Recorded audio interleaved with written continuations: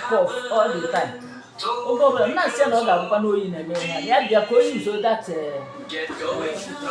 cough and again where this cold and flu. Then when you say the other one said Circulait. Yes, the two corners. Two no two number 1. So can you imagine?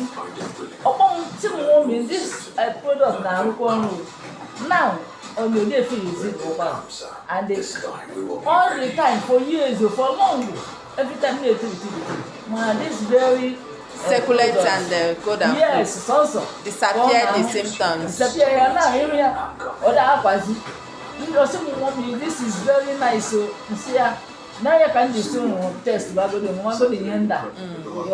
So the other one, the other my daughter. Only indigestion.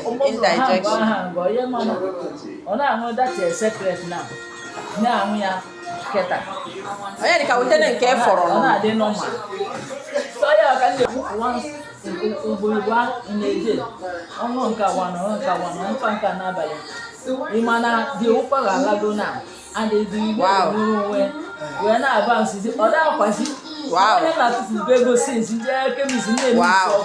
Cough disappeared. Constant cough. Wow. Even myself,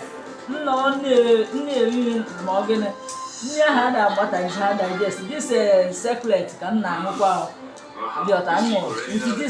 This thing also because you come now test as then I'll be taking the two. If you normal and I may feel go for the other miracle and they just and they just go new. Wow, that's wonderful.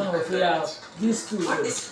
Congratulations, man. So our testimony is in Igbo language, but I want to interpret it now. She's giving testimony of cold. Her daughter had severe cold that has been giving her cough, severe cough, and she took our cold and flu. Look at it here. Our cold and flu and Circulait. The cough disappeared.